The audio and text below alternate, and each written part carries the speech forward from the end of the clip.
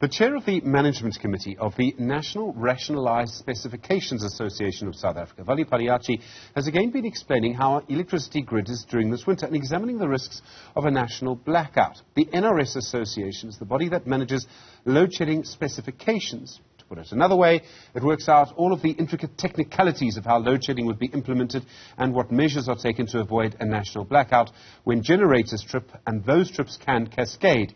In other words, it's their job to help Eskom make sure that doesn't happen. Vally Padayachee is the chair of the NRSA Association of South Africa. He joins us now. Vally, good afternoon to you, and thank you very much indeed for your time.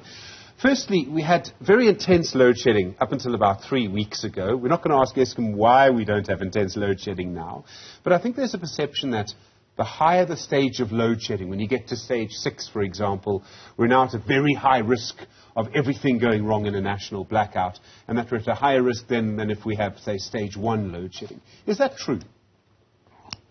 Good afternoon, Stephen, and a very good afternoon to your viewers as well.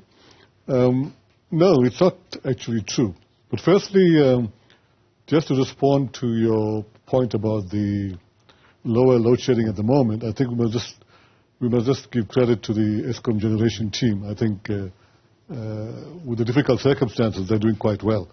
But I can assure you that from an NRS perspective, and as a professional engineer myself, we're not out of the woods yet, okay? Because we haven't got into the middle of winter, which is normally third week in July or the first week in August. So I can tell you now that we cannot give you a guarantee that we wouldn't go actually beyond stage 6, let alone beyond stage 8. And I made that point all along.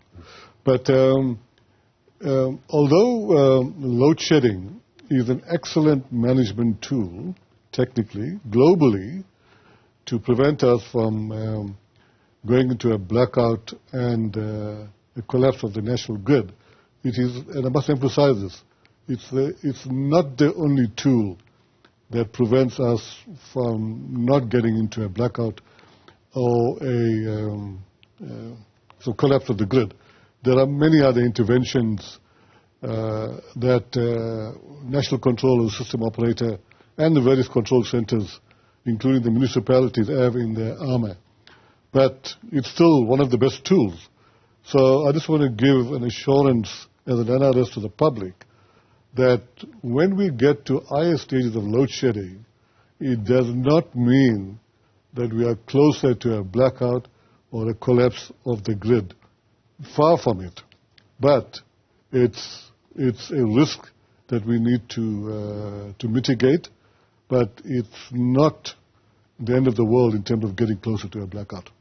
Okay, so the point is that load shedding is managing the situation. Yes. And when we have load shedding, the situation is being actively managed. Yes. That's the sort of positive of this. Yes, because supply and demand is managed per second, Stephen.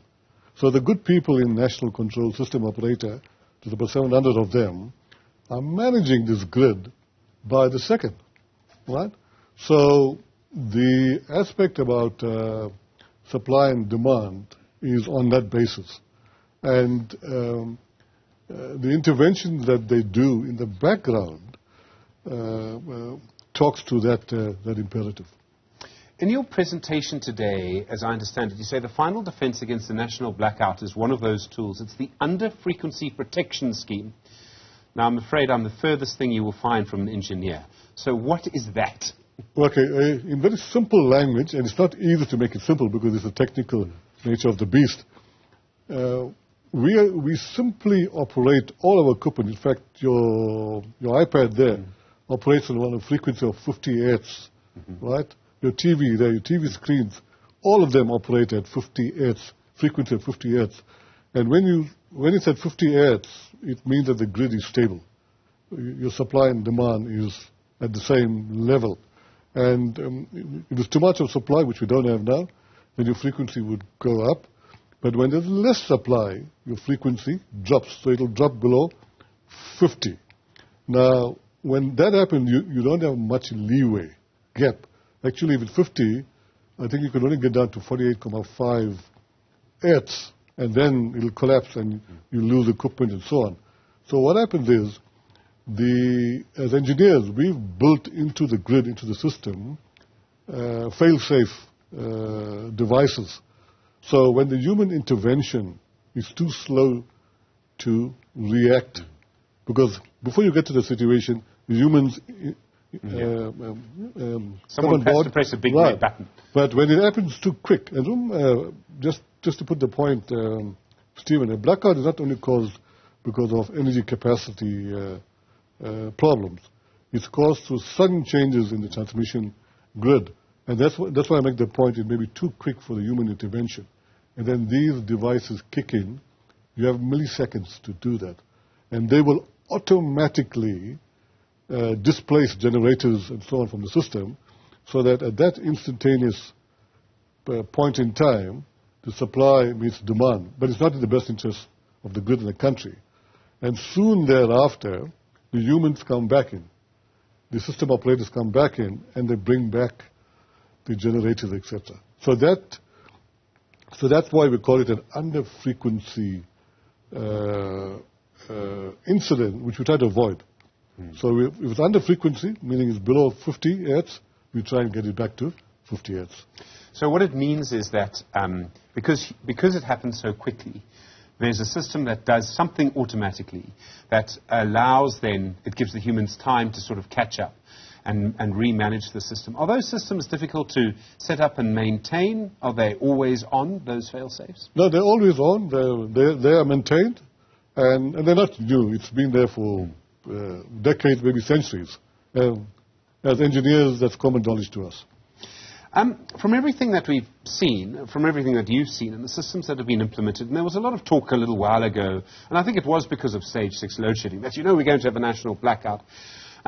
Does it seem very unlikely to you that that will happen in South Africa right now? I'm almost confident, I'm 99.9%, that we will not get into a blackout situation, let alone collapse of the grid, even this winter, because this is the difficult period. I think that and I mentioned to you, there's so many tools that the system operator has in their armor. All of those has to go wrong for the system to collapse in a blackout. And as engineers, we don't design for that. We design for double failures. In the aircraft industry, you design for treble failures.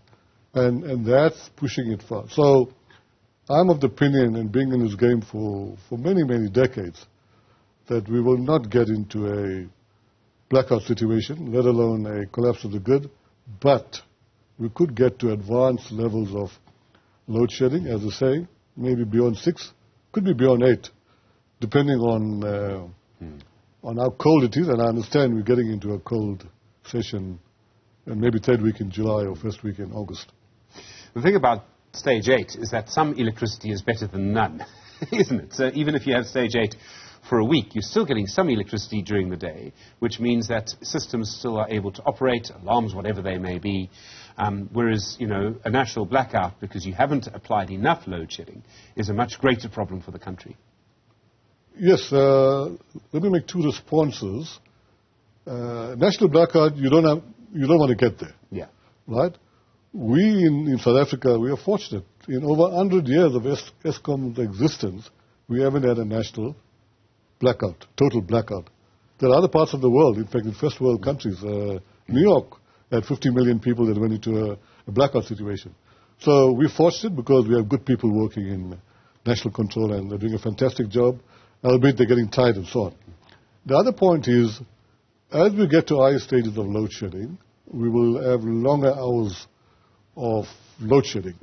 And that's because, as system operator, national control, as engineers, we've worked out that if you get beyond stage 4, it takes longer for technicians, electricians to go and execute load shedding instructions. To go to the substation and pull the lever. Exactly, because although some of the metros, some of the Munichs do it by SCADA, but it's not right through.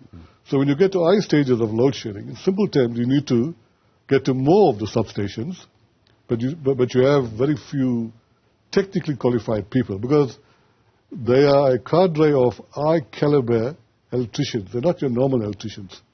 They are at a significantly high level, that do that switching is what we call switching. And so to plan for that, you need longer hours between the next stages of load shedding. Because if you don't do that, Stephen, you need the total synchronization of national control, national system operator, the ESCOM distribution control centers, and the municipal. Can you imagine that all being synchronized by the second? Sure. So you need the input of the manpower to do that. There's been a system that's been used for a little while to manage load shedding. It's called the NRSA 048-9 Edition 3. That's the standard, code of practice. Rolls off the tongue. There's a new, that's a new system. And I presume that's the result of experience, quite a lot of load shedding experience now. Is it very different from what was used in the past? Not very different. I mean, we've had NRS 048 Part 9 from 2010, but that was Edition 1. Very quickly, 2010, Edition 1, we didn't think of going, we never thought it would go beyond Stage 4 load shedding, so it covered up to Stage 4. Then in 2017, we didn't think we'd go beyond Stage 8, right? So we came up with Edition 2. Now we're close to Stage 8, so hence we're now almost finalized from an NRS perspective, Edition 3. And here we're saying, and I must emphasize this, Stephen, that we've brought in a lot more risk mitigation vis-a-vis, we've taken it up to Stage 16. But I must emphasize, it doesn't mean that we're going to get to Stage 16. We call it the unlikely event. But being prudent and a responsible organization, we said, let's prepare national control system operators for that unlikely event. And that's why what we're saying is that although we've got to Stage 16, and Stage 16, which is new, it takes the entire load of the country. And that we worked out about 32 gigs as a general demand. And if you take if you take 2,000 megawatts for one stage, that works out to Stage 16. That's how we got to Stage 16. But we don't believe that we'll get to Stage 16. But it's an indication that we've taken prudent measures, we've been very proactive, and we've given a further tool to the good people that work in the control rooms to mitigate those risks. It's like 911. You know, they have the tool here. It would seem to me, and I'm not an expert on all of this, that a lot more privately generated electricity is going to come online between now and next winter. And that, I mean, it's interesting that you say the third week of July, first week of August will sort of be the worst period. Could next winter be a bit easier because there'll just be more power available? Yes, I think so. I think by November, December, we'll have the outstanding units. We'll have the Kubek units. We'll have the 1 unit in Medupi. We'll have the 3 units in Kusile. And then we'll also have smaller generators, megawatts on the grid. So it will be much better. But load shedding will not stop, Stephen. We hopefully will drop the levels of load shedding. We like to get to no load shedding. But the reality is that we'll probably get to Stage 2, Stage 3, which is much better. But we will not stop load shedding, I believe, for the next 2 or 3 years. Vally Padayachee, I really appreciate you taking the time to come in. Thank you. The Chair of the Management Committee of the National Rationalised Specifications Association of South Africa.